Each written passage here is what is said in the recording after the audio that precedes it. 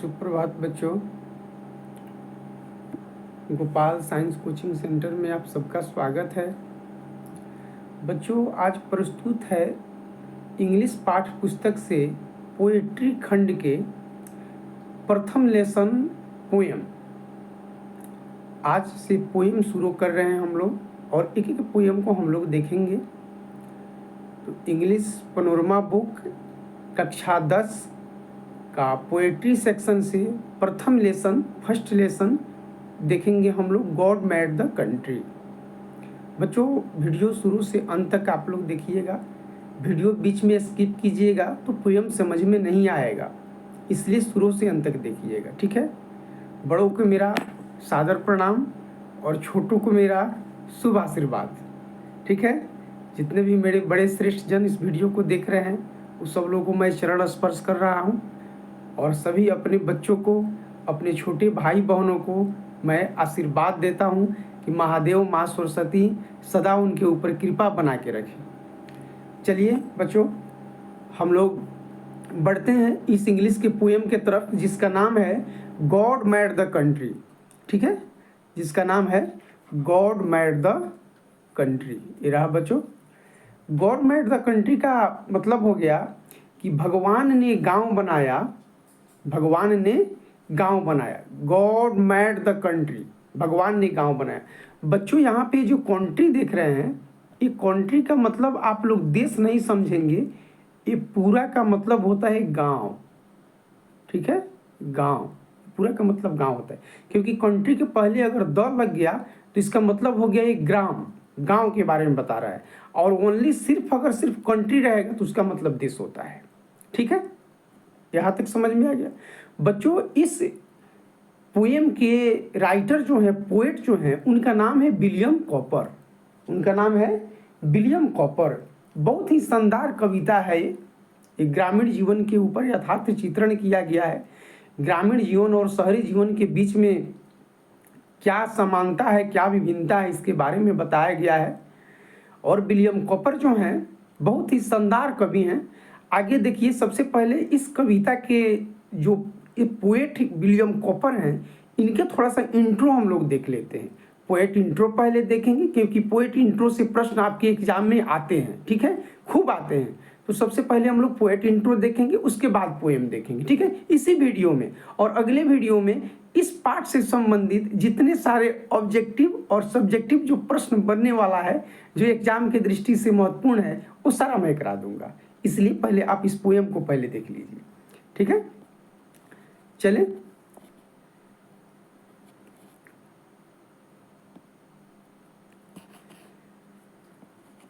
आते हैं।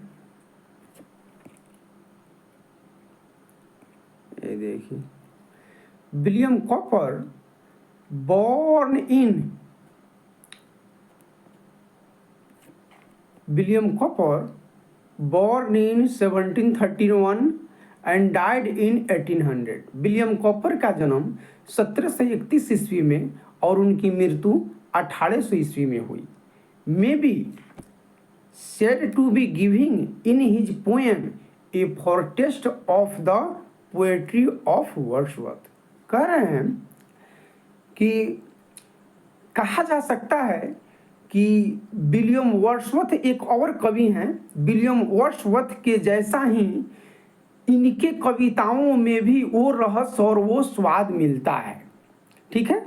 कहा जा सकता है कि वर्ड्सवर्थ के कविताओं में जैसी रचनात्मक भावनाएं, जैसी संवेदनशीलता मिलती है, बिल्कुल वैसा ही स्वाद, वैसा ही रचना जो है विलियम कॉपर के कविताओं में भी मिलता है। एक वर्ड्सवर्थ कवि हैं जो नेचुरल लाइफ के ऊपर ज़्यादा अपना पोएम लिखते हैं, नेचुरली प्राकृतिक चीज़ों के बारे में। बिल्कुल उसी तरीके से विलियम कॉपर भी नेचुरली चीज़ों के बारे में ज़्यादा लिखते हैं।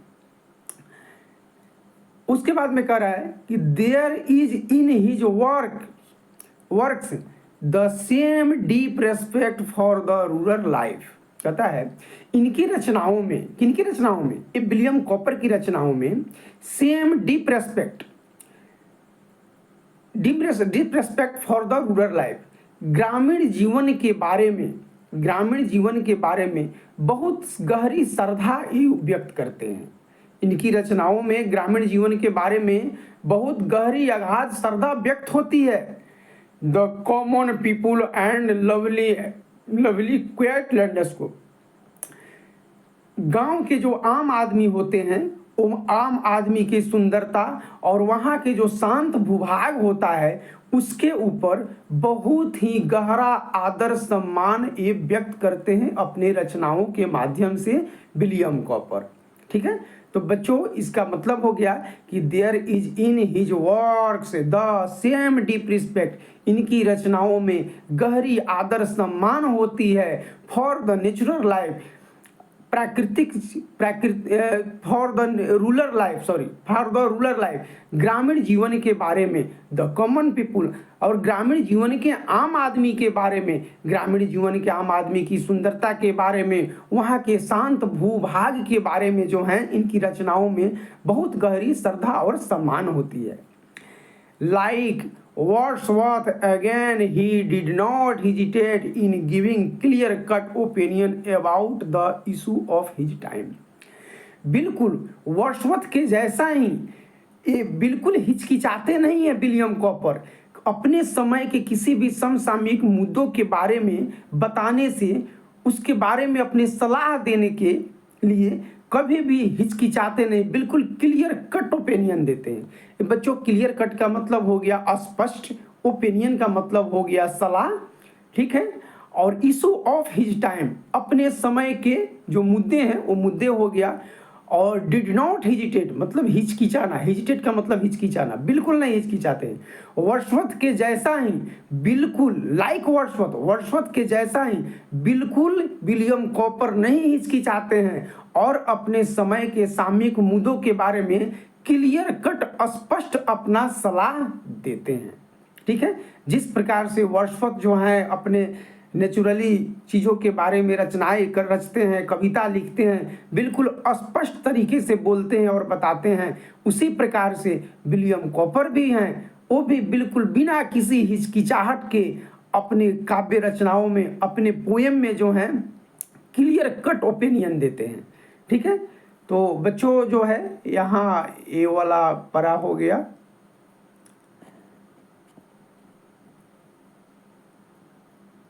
इसका मतलब बच्चों एक बार फिर से बता देते हैं कि विलियम कॉपर का जन्म 1731 ईस्वी में, मृत्यु 1800 ईस्वी में हुआ है। ये कहा जा सकता है कि इनकी पोएम में जो है वही स्वाद मिलता है जो वर्ड्सवर्थ के कविताओं में मिलता है, वर्ड्सवर्थ के पोएम में मिलता है। बिल्कुल वर्ड्सवर्थ के जैसा ही ये भी रचना रचते हैं। वर्ड्सवर्थ क्या है? वर्ड्सवर्थ एक नेचुरली पोएट हैं।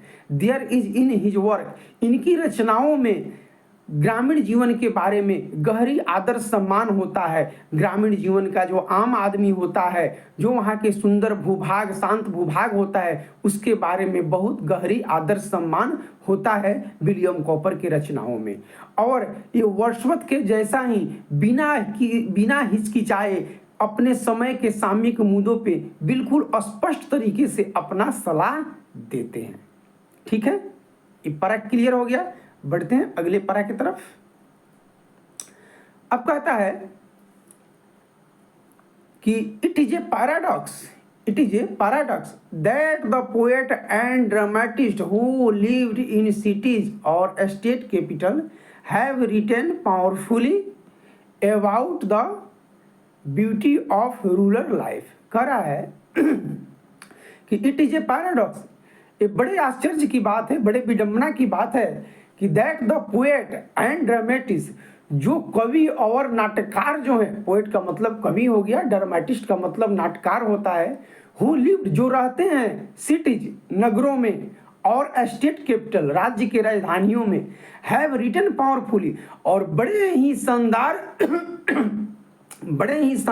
तरीके से लिखते हैं, बड़े ही शानदार तरीके से लिखते हैं। किसके बारे में?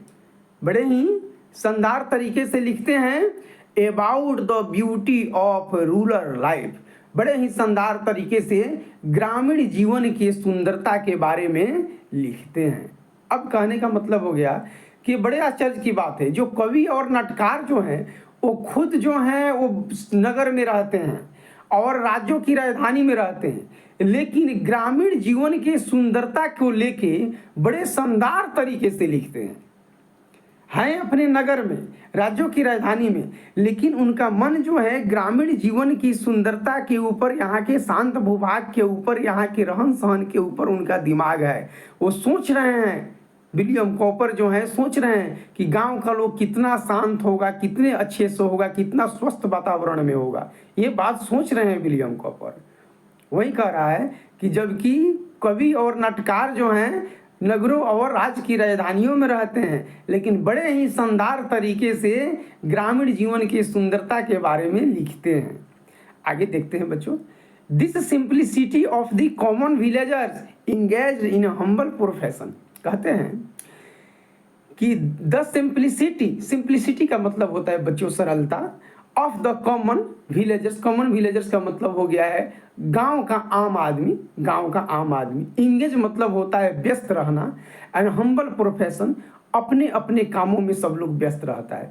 तो गांव के आदमी जो हैं बड़े ही सरल होते हैं, गांव के आदमी जो हैं बड़े ही सरल होते हैं, गांव के आम आदमी बहुत ही सरल होते हैं, और सभी गांव के लोग जो हैं अपने अपने कार्यों में व्यस्त होते हैं। The simplicity of the common villagers engage in humble profession, गांव के आम आदमी बड़े ही सरल होते हैं, वो सब लोग अपने अपने कामों में व्यस्त होते हैं। The abundance of natural life in the flora and fauna and the peaceful living they together make have always inspired poet to write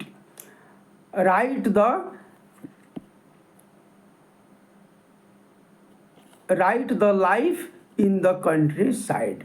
कह रहे हैं बच्चों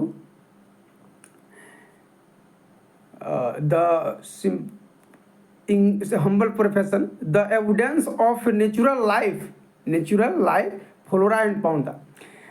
और ये लोग जो सरल होते हैं और सब लोग अपने अपने कामों में लगे होते हैं। एक ग्रामीण जीवन में, गांव में जो है, एविडेंस का मतलब होता है प्रचुरता, प्रचुर मात्रा में ये प्राकृतिक जीवन में, नेचुरल लाइफ का होता है प्राकृतिक जीवन, ये प्राकृतिक जीवन में प्रचुर मात्रा में पाया जाता है। क्या?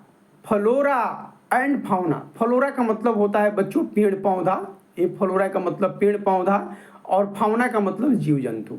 फ्लोरा का मतलब पेड़ पौधा, फाउना का मतलब जीव जंतु। एंड द पीसफुल लिविंग, और गांव के लोग बड़े ही शांति तरीके से, दे टुगेदर मेक हैव ऑलवेज, और बड़े ही शांति तरीके से वो लोग रहते हैं। ठीक है।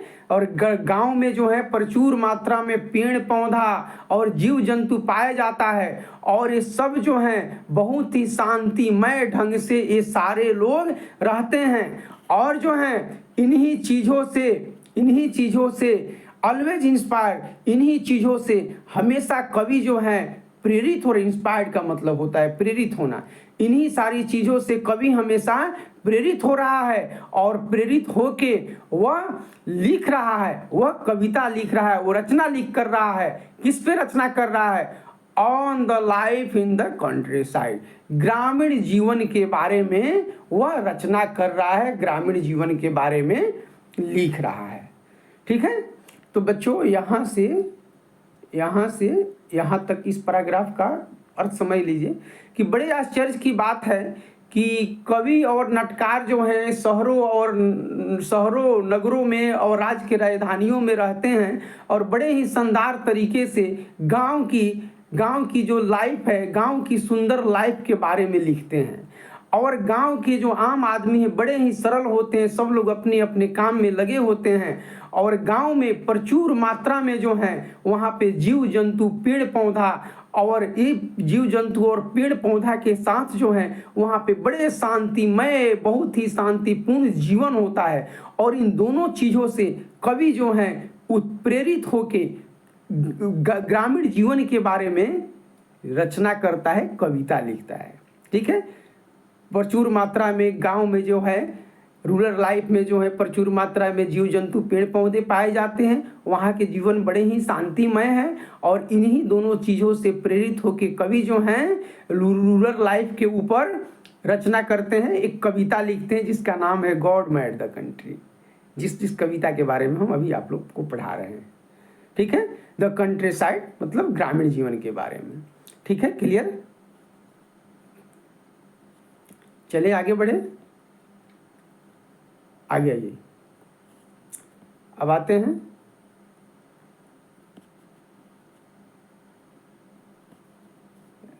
एक सेकेंड, हाँ, अब आते हैं कि copper poem is classic example of his kind of writing. कह रहे हैं विलियम कॉपर की जितनी भी सारी रचनाएं हैं, उन सभी रचनाओं में यह कविता जो है, यह कविता God made the country classic example है। क्लासिक का मतलब होता है उत्कृष्ट, उत्कृष्ट, उत्कृष्ट, उत्कृष्ट। क्लासिक का मतलब होता है उत्कृष्ट, एग्जाम्पल का मतलब उदाहरण। तो विलियम कॉपर की जितनी भी सारी रचनाएं हैं, उन सारी रचनाओं में यह कविता बहुत उत्कृष्ट उदाहरण है। ठीक है, और क्या कहते हैं भाई, और कहते हैं कि the first line of the poem, इस कविता की प्रथम पंक्ति, गॉड मेड द कंट्री, भगवान ने गांव बनाया, and man made the town, और आदमी ने शहर बनाया। Truly some of the creation of the countryside, सब कुछ मिला जुला के सारांश के रूप में गांव की जो बनावट है, गांव की जो रचना है, क्रिएशन का मतलब होता है रचना, गांव की जो रचना है, and the evolution of town, और शहरों की जो विकास है, इवोल्यूशन का मतलब होता है विकास, शहरों की जो विकास है, जो शहर में जो विकास है, और गांव की जो रचना है, ये टोटल प्रथम पंक्ति जो है, ये पूरा सारांश है इस कविता का।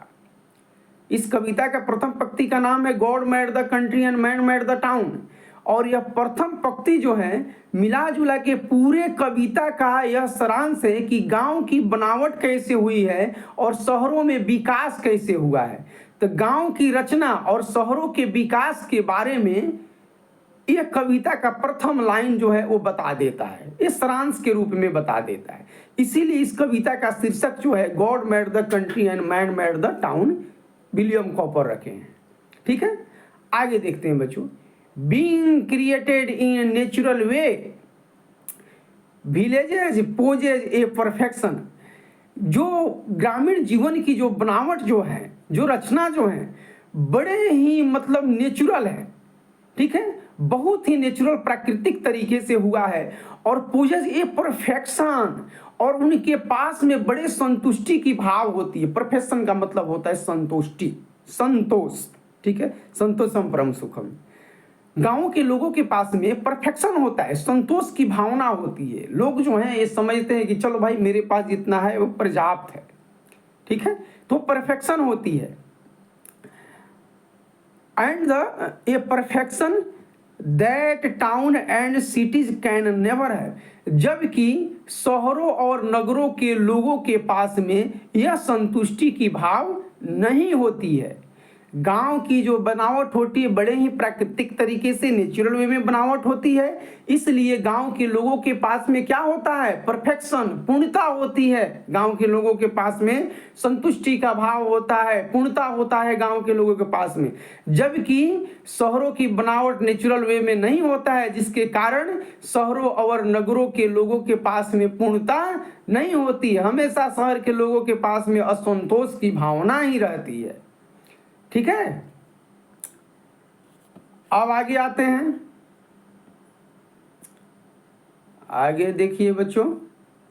अब कह रहा है एड्रेसिंग द टाउन ड्वेलर्स। अब बच्चों जो है यहाँ पे विलियम कॉपर जो हैं, टाउन ड्वेलर्स का मतलब होता है शहरवासियों, शहर के लोगों, और एड्रेसिंग का मतलब होता है संबोधित करना।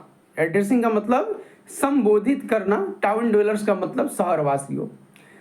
इस शहरवासियों को संबोधित करते हुए कहते हैं कि द पोएट थ्रो, शहरवासियों को संबोधित करते हुए प्रकाश डालते, ये पोएट कवि जो है, पोएट थ्रो लाइट, कवि जो है प्रकाश डालते हैं on the virtue of the rural life, ग्रामीण जीवन के सद्गुण और सदाचार पे। ये वर्च्यू का मतलब होता है सद्गुण, सद्गुण, ठीक है, सद्गुण या सदाचार। सदाचार भर्चू का मतलब होता है सद्गुण या सदाचार। कह रहे हैं town addressing the town dweller, शहर वासियों को संबोधित करते हुए कवि जो है प्रकाश डाल रहे हैं। किस पे प्रकाश डाल रहे हैं? रूरल लाइफ, ग्रामीण जीवन के सद्गुण और सदाचार पे टाउन डवेलर्स को, शहर वासियों को संबोधित करते हुए प्रकाश डाल रहे हैं। क्या कह रहे हैं? कह रहे हैं एंड एक्सहॉर्ट देम, इससे बाहर निकलो ऐ शहरवासियों, जो तुम्हारी जो ये बनावटी जो सुख सुविधा, इससे तुम बाहर निकलो। एस्केप, इससे तुम बचो। एस्केप का मतलब होता है बचना। एस्केप का मतलब होता है बचना। ठीक है, बता रहे हैं विलियम कॉपर ग्रामीण जीवन के ऊपर प्रकाश डाल, ग्रामीण जीवन के सद्गुण और सदाचार पे प्रकाश डालते हुए शहर वासियों को संबोधित करते हुए कह रहे हैं कि एक्सहॉर्ट देम, इससे तुम बाहर निकलो। एस्केप फ्रॉम, बचो। किससे बचो भाई? आर्टिफिशियल लग्जरी, जो तुम्हारी बनावटी आरामदेह जो जीवन है। आर्टिफिशियल का मतलब होता है बनावटी। आर्टिफिशियल का मतलब होता है बनावटी। जो तुम्हारी ये बनावटी आरामदायक जो जीवन है, कंफर्ट का मतलब आरामदायक, जो ये कंफर्टेबल और लग्जरी जो तुम्हारी जीवन है, इससे तुम बचो और इससे तुम बाहर निकलो। ठीक है, इससे तुम बचो, इससे तुम बाहर निकलो। To the simple but enduring pleasures of a village, और जो है गांव के लोग जैसे सिंपल में रहते हैं वैसे ही रहो, लेकिन टिकाऊ और शांतिपूर्ण तरीके से रहो। उस गांव के लोग टिकाऊ होते हैं और बड़े ही शांतिमय होते हैं गांव के लोग, उसी प्रकार से तुम भी रहो। ठीक है, तो बच्चों यहाँ से यहाँ तक का अर्थ हो गया कि विलियम कॉपर, जितने भी विलियम कॉपर की रचनाएं हैं, उन सारी रचनाओं में जो हैं, उन सारी रचनाओं में यह जो कविता है गॉड मेड द कंट्री, काफी उत्कृष्ट इनकी उस कविताओं का उदाहरण है। और इस कविता का प्रथम लाइन जो है God made the country man made the town, ये पूरे कविता का सारांश है। ये पूरे कविता का सारांश है। और एक लाइन जो है ये ग्रामीण जीवन के बनावट और शहरों के विकास के पूरे सारांश के रूप में यह व्यक्त हो जाता है। इसका शीर्षक जिसका नाम है गॉड मेड द कंट्री। ठीक है, और जो है ग्रामीण जीवन की जो बनावट है और ग्रामीण जीवन की जो रचना है, उसके लेके जो है ग्रामीण जीवन के लोगों के पास में, ग्रामीण जीवन की बनावट जो है नेचुरल वे में होता है, प्राकृतिक चीजों से होता है, जिसके चलते गांव के लोगों के पास में पूर्णता होता है, जबकि नगरों और शहरों के लोगों के पास में पूर्णता नहीं होता है। और शहर वासियों को संबोधित करते हुए विलियम कॉपर जो हैं प्रकाश डालते हैं, ग्रामीण जीवन के सद्गुण और सदाचार पे प्रकाश डालते हैं और शहर वासियों को कहते हैं कि एक्सहॉर्ट देम, इससे तुम बाहर निकलो। एस्केप फ्रॉम, इससे तुम बचो। आर्टिफिशियल, ये जो बनावटी तुम्हारी आरामदेह जो जीवन है, इससे तुम बचो और इससे तुम बाहर निकलो और बिल्कुल सिंपल तरीका से जियो, जिस प्रकार से गांव के लोग टिकाऊ और सुखद जीवन जीते हैं। जिस प्रकार से गांव के लोग टिकाऊ और सुखद जीवन जीते हैं, उसी प्रकार से तुम भी जियो ये शहरवासियों। ठीक है, ये पोएट इंट्रो है बच्चों। कैसा लगा है कमेंट कीजिएगा आप लोग के कमेंट का बहुत बेसब्री से इंतजार रहता है। अब आगे बढ़ते हैं, हम लोग कविता की तरफ आते हैं। ठीक है, चलिए अब कविता की तरफ आते हैं। ये रहा आपका कविता, God made the country and man made the town. सबसे ज़्यादा प्रथम पंक्ति के ऊपर हम लोग विशेष बात करेंगे, उसके बाद में एक एक स्टेंजा हम लोग देखते चले जाएंगे। भगवान ने गांव बनाया। ठीक है, प्रथम लाइन है God made the country and man made the town. भगवान ने गांव बनाया और आदमी ने शहर बनाया। ठीक है, what wonder then that health and virtue gift. अगर भगवान ने गांव बनाया और आदमी ने शहर बनाया, भगवान ने गांव बनाया और आदमी ने शहर बनाया, तो इसमें आश्चर्य की क्या बात है? इसमें आश्चर्य की क्या बात है? भगवान ने जब गांव बना दिया, आदमी ने शहर बना दिया, तो भगवान ने गांव वालों को क्या दिया भाई? भगवान ने गांव वालों को उपहार दिया। गिफ्ट का मतलब होता है उपहार। भगवान ने गांव वाले को उपहार दिया, और उपहार स्वरूप में क्या दिया? हेल्थ दिया, वर्च्यू दिया। हेल्थ का मतलब होता है स्वास्थ्य। हेल्थ का मतलब होता है स्वास्थ्य, स्वास्थ्य। और वर्च्यू का मतलब होता है सदाचार, सदाचार। ठीक है। भगवान ने गांव बनाया, तो गांव वालों को उपहार के रूप में क्या दिया? हेल्थ एंड वर्च्यू, स्वास्थ्य और सदाचार, स्वास्थ्य और सद्गुण। ठीक है। क्या दिया? स्वास्थ्य और सद्गुण। अब कहता है कि that can alone make sweet the bitter draught. कहता है कि हमारे जीवन में, अभी गांव वाले को संबोधित करते हुए विलियम कॉपर ये पंक्ति जो है गांव वाले के बारे में बता रहे हैं। गांव वाले को संबोधित करते हुए कह रहा है कि that can alone make sweet the bitter draught. हमारे जीवन में जो सुख दुख आता है, हमारे जीवन में जो भी सुख दुख आता है, उन सुख दुखों को ये भगवान का दिया हुआ जो हेल्थ एंड वर्च्यू जो है, ये हमारी जीवन के सुख दुखों में क्या कर देता है? मेक स्वीट्स, मिठास खोल देता है। हमारे सुख दुख भरी जीवन को मीठा बना देता है, मिठास घोल देता है। ठीक है। ऐसा बात थोड़े है भाई, हर किसी के जीवन में सुख दुख आता है, हैरानी परेशानी सबके जीवन में आती है। ठीक है। तो जो ग्रामीण जीवन के लोगों के जो सुख दुख होता है, उस सुख दुख में मिठास घोल देता है कौन? ये भगवान का, ईश्वर का दिया हुआ जो उपहार है, हेल्थ एंड वर्च्यू, स्वास्थ्य और सद्गुण जो है, ये हमारे जीवन के सुख दुखों में मिठास घोल देता है। ठीक है। आगे बढ़े। That life hold out to all should most abound. कह रहा है, कवि कह रहे हैं कि इसी तरीके का जीवन को जो है ना, आदमी जो है ना बना के रखना चाहता है, उसको पकड़ के रखना चाहता है कि भगवान का दिया हुआ सद्गुण और सदाचार हमारे पास रहे, ताकि जब भी हमारे जीवन में कोई सुख दुख आए, जब भी कोई आफत विपत्ति आए, उस स्थिति में भगवान का दिया हुआ ये सद्गुण और सदाचार जो है, उसको जो है भुला दे, उसमें मिठास घोल दे।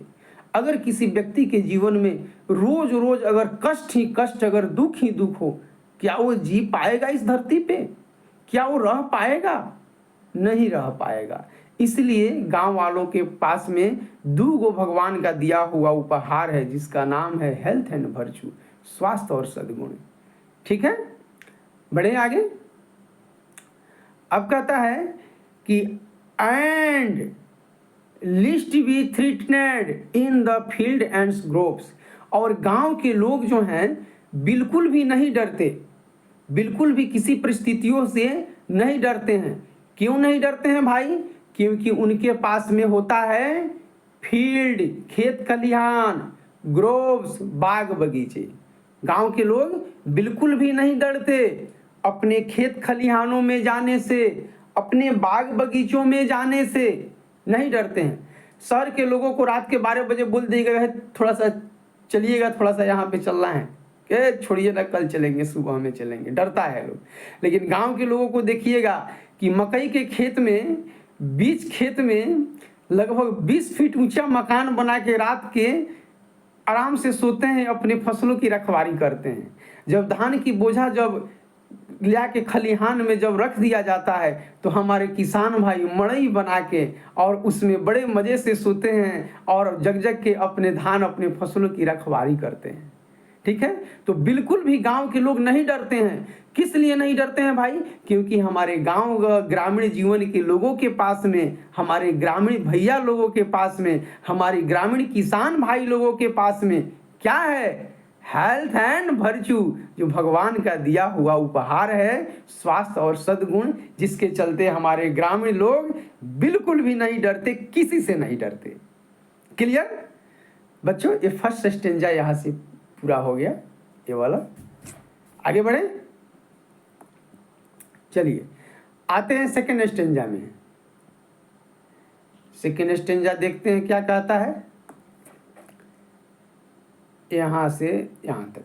अब देखिए इस सेकेंड स्टेंजा में जो है बच्चों, इस शहर वासियों को संबोधित करते हुए जो हैं विलियम कॉपर लिख रहे हैं, शहर वासियों को संबोधित, अभी तक तो गांव के बारे में बताए प्रथम स्टेंजा में, सेकेंड स्टेंजा में जो है शहर वासियों को संबोधित करते हुए क्या कह रहे हैं सुनिए। पूजे जे, ये जो देख रहे हैं बच्चों वाई, ये नहीं है, ये यू है, ये पोएट्री फॉर्म है बच्चों, ठीक है। ये जो है ये पोएट्री फॉर्म है, ये पोएट्री फॉर्म है, ठीक है। ये नहीं पढ़ेंगे हम लोग, इसको यू पढ़ेंगे, वाई ओ यू, यू पढ़ेंगे, ठीक है। यहाँ पे भी है, इसको यू पढ़ेंगे हम लोग, ठीक है। पूजे you therefore you who borne about in chariots and sedans now no fatigue. बड़े शानदार लाइन है यार ये, शहरवासियों के लिए कह रहे हैं कि ऐ शहरवासियों, तुम पे हावी हो चुका है, तुम जन्म ही लिए हो सुख सुविधाओं में, तुम जन्म ही लिए हो सुख सुविधाओं में, तुम बड़े बड़े अटलिकाओं में जन्म लिए हो, बड़े बड़े महलों में जन्म लिए हो, तुम चलते हो रथ से, तुम चलते हो पालकी से। मतलब ये चैरियट्स और सेडन्स, रथ और पालकी का मतलब शहरवासी का, और भाई शहर में रथ और पालकी कहाँ कहीं देखने को मिल रहा है, लेकिन एक कवि का सेंस है चैरियट्स एंड सेडन्स। ये चैरियट्स का मतलब होता है रथ, रथ, सेडन्स का मतलब होता है पालकी। आप लोग कितने आदमी पालकी देखे होंगे, कमेंट करेंगे। पालकी, पालकी में बारात लोग का जाता था पहले, हम लोग देखे हुए हैं, ठीक है। मैं देखा हूँ, मैं जब छोटा था तो पालकी में दुल्हन को विदाई होता था, दो आदमी एक आगे दो आदमी पीछे, और पैदल ही लेके जाता था। तो उस समय बहुत ज़्यादा गाड़ी घोड़ा का मतलब ये प्रचलन नहीं था, ये 1994-95 के दशक की बात हम बता रहे हैं। तो हम लोग जब खेत के तरफ देखते थे कि उधर पालकी जा रहा है, कन्या जा रही है, तो हम लोग दौड़े दौड़े, बच्चे सब थे, छोटे छोटे बच्चे थे, दौड़े दौड़े हम लोग उसके पीछा करते करते जाते थे।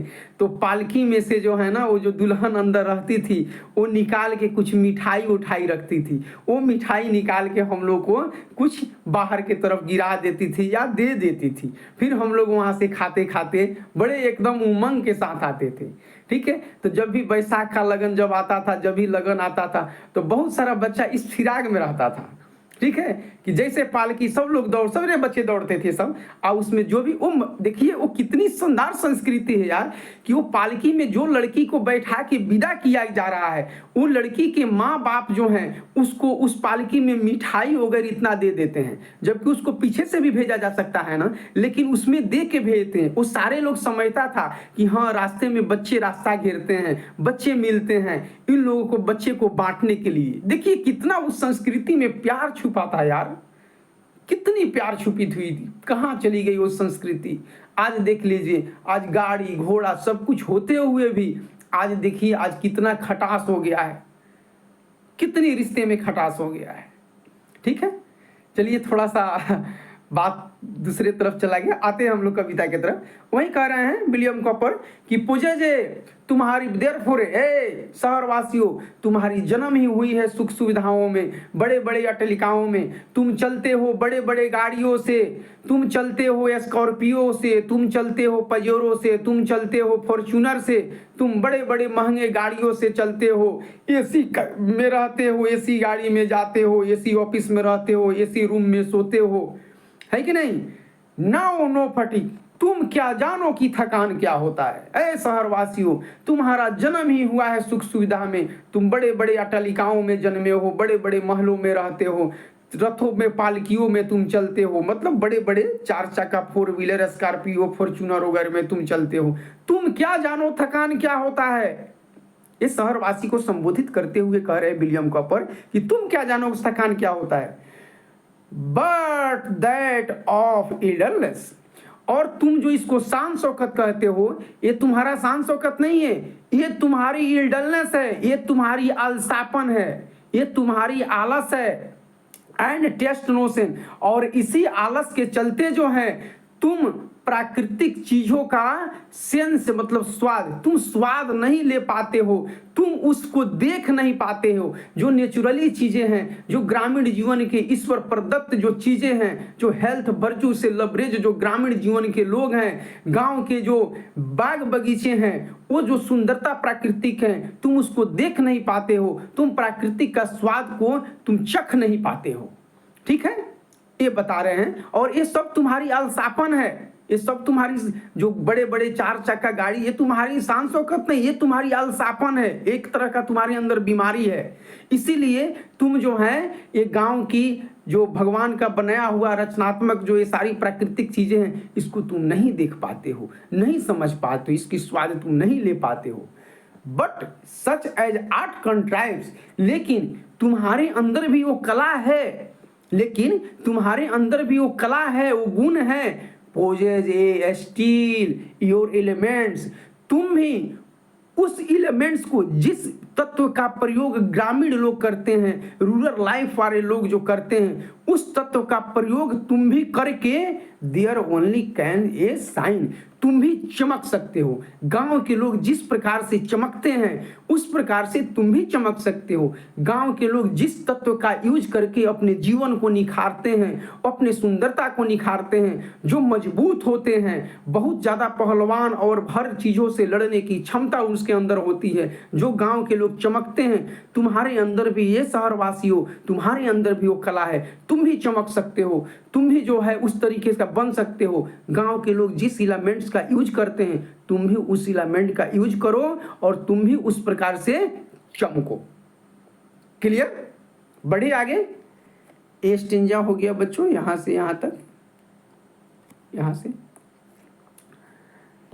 आगे बढ़ते हैं।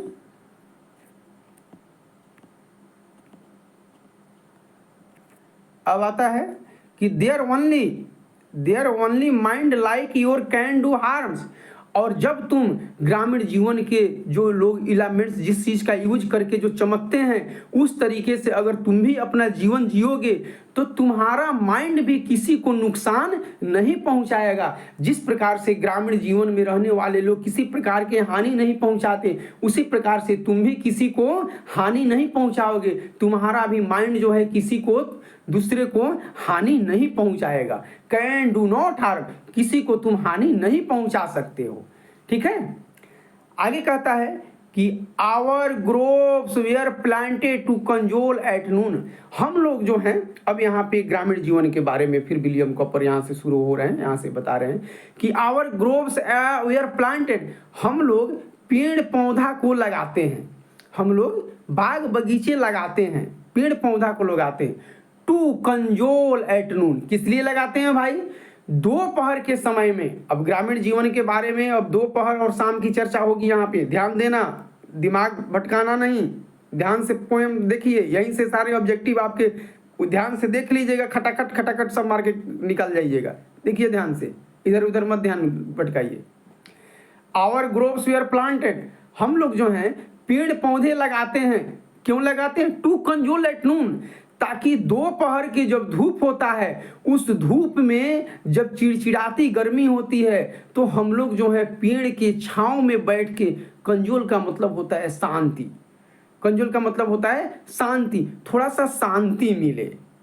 ठीक है, देखते हैं गर्मी के दिन में सारे लोग बाग बगीचे में जाके पेड़ के नीचे बैठते हैं कि नहीं, किस लिए? ताकि उनको शांति मिले, गर्मी से राहत मिले। ठीक है, the pensive wanderer in their stats, और जो राह से चलने, वांडरर का मतलब होता है राहगीर, और पेंसिव का मतलब होता है चिंतित। पेंसिव का मतलब होता है चिंतित, चिंतित, चिंतित, और वांडरर का मतलब होता है राहगीर, राहगीर। ठीक है, ये वांडरर का मतलब हो गया राहगीर और पेंसिव का मतलब हो गया चिंतित। ठीक है, तो वही कह रहा है कि जो राह चलते हुए जो पथिक हैं, जो चिंतित कोई राहगीर जा रहा है, वो जो है उस पेड़ के छांव में बैठ के थोड़ा सा शांति लेता है। ठीक है, किस समय? दोपहर के समय हम लोग पेड़ पौधे गांव के लोग लगाते हैं, इसलिए लगाते हैं कि दोपहर के समय जब कोई चिंतित राहगीर जब उस रास्ते से जाए तो उस पेड़ की छांव में, शेड का मतलब होता है छाया, उस पेड़ की छांव में बैठ के थोड़ा देर शांति प्राप्त करे, थोड़ा देर शांत हो जाए। एट ईव के मतलब होता है बच्चों इवनिंग, एट इवनिंग। और शाम के समय द मून बीम, शाम के समय the moon beam sliding softly in between the sleeping leaves. और शाम के समय इम आम के पत्तों और पेड़ पौधों को अलसाई पत्तियों के बीच से सरकती हुई जो चांद की रोशनी आती है, चांद की जो रोशनी आती है, is all the lights they wish, इसी प्रकार का प्रकाश जो है कवि जो है अपने जीवन में भी चाहता है। ठीक है, शाम के समय ग्रामीण जीवन में जो है ना, ये चांद की रोशनी जो है ना, इससे लोगों का जो है ना एक काम चल जाता है, रोशनी की काम चल जाती है। गांव में जो है बॉल बत्ती बिजली चकाचौंध नहीं है, ये शाम की चंदा मामा की जो रोशनी है उससे उन लोगों का काम चल जाता है। ठीक है, और पेड़ के पत्तियों के बीच से जब स्लाइडिंग का मतलब होता है खिसकना, जब खिसकते हुए चांद की रोशनी, मून भी मतलब चंद्रमा की रोशनी, जब चंद्रमा की रोशनी जब नीचे जब आती है वह दृश्य बड़े ही शानदार होती है। और उसी प्रकार से कवि जो है वो अपने जीवन में भी प्रकाश को आने देना चाहते हैं। Is all light they wish, उसी प्रकार से अपने जीवन में भी प्रकाश को आने देना चाहते हैं। अब अगला पंक्ति कहता है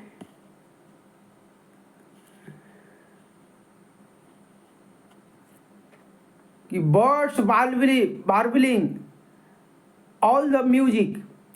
और जो है हमारे गांवों में हम लोग गीत कैसे सुनते हैं, हमारे गांव में गीत सुनने का साधन क्या है, चिड़ियों की चहचहाहट। जब चिड़िया जब चहचहाती है वही उसकी चहचहाहट हम लोगों के लिए संगीत है, गांव के लोगों के लिए संगीत है। गांव के लोग कैसे संगीत सुनते हैं, तो चिड़ियों की चहचहाहट जो है गांव के लोगों के लिए संगीत है। गांव के लोगों के पास में डीजे तीजे ये सब नहीं है। कौन कह रहा है, विलियम कॉपर कह रहे हैं, we can spare the splendour of your lamps. और हम लोग जो हैं, हम लोग के पास में किसी प्रकार की शान शौकत भरी जीवन जो है नहीं है। और शहरवासियों को बता रहे हैं, शहरवासियों के जे तुम लोग के पास में जो स्प्लेंडर का मतलब होता है शान शौकत, ये शान शौकत भरी जो तुम्हारी जीवन है, ये चमचमाती जो तुम्हारी शान शौकत भरी जीवन है, they but eclipse our softer satellite, ये हमारे जो सेटेलाइट हैं, ये हमारी जो चंदा मामा जो ये हमारे जो सेटेलाइट हैं, इस पे क्या किया है, इक्लिप्स का मतलब होता है ग्रहण, ग्रहण लगा दिया है।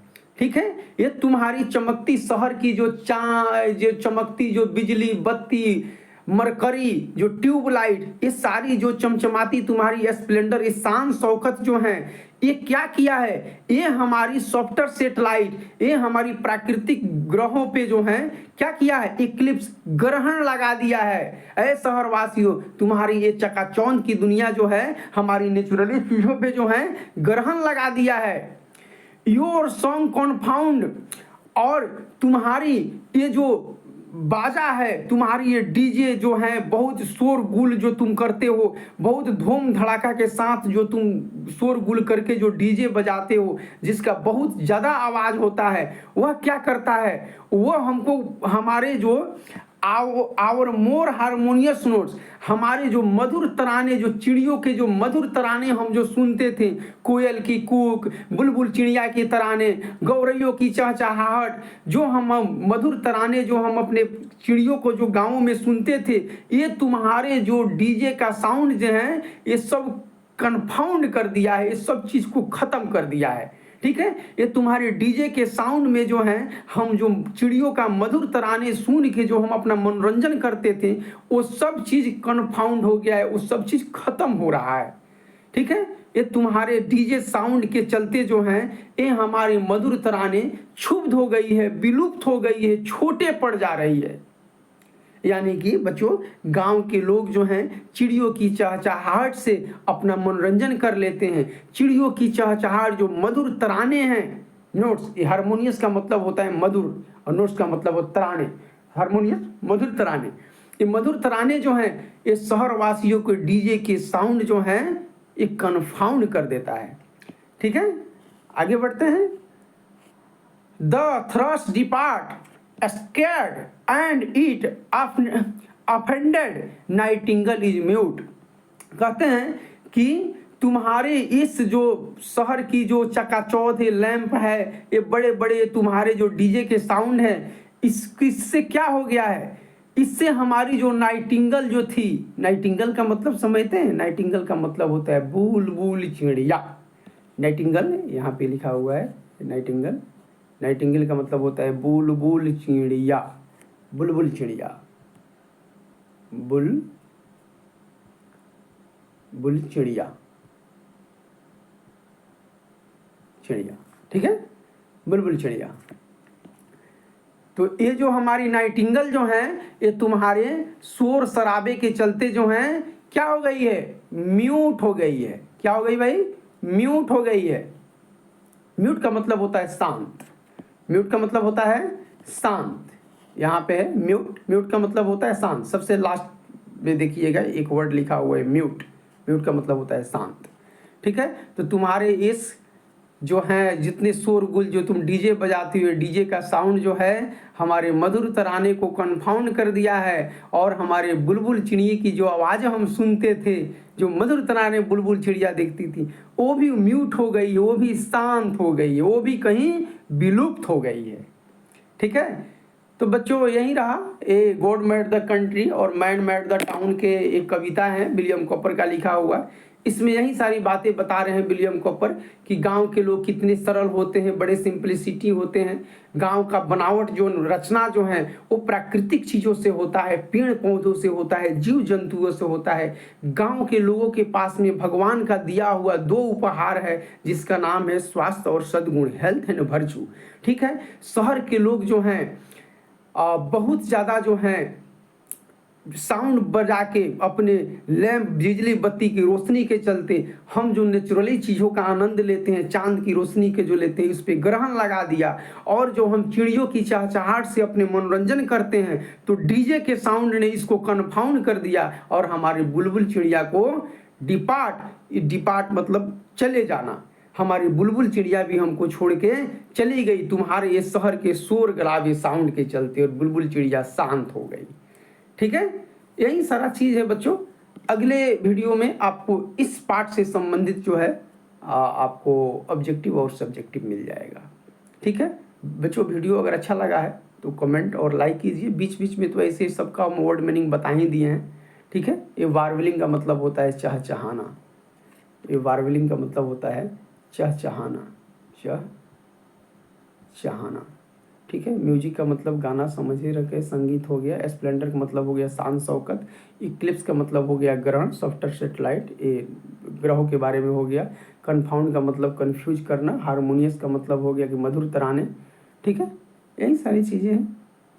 और भी कुछ वर्ड मीनिंग जो है, ये पेंसिव वांडर का मतलब बता ही दिए हैं। पेंसिव वांडर, पेंसिव मतलब चिंतित राहगीर, कोई पेंसिव का मतलब चिंतित, वांडर का मतलब राहगीर होता है। ये सब चीज़ तो बता ही दिए। ठीक है, अगले वीडियो में बच्चों आप लोगों को मिल जाएगा इसका ऑब्जेक्टिव और सब्जेक्टिव। बच्चों थोड़ा सा इस चैनल को सपोर्ट कीजिए प्लीज़, थोड़ा सा सपोर्ट कीजिए बच्चों। आपका सपोर्ट मेरे लिए बहुत ज़्यादा ज़रूरी है बच्चों, और मैं विशेष क्या कहूँ आपसे। ठीक है, प्लीज़। जय हिंद, जय भारत।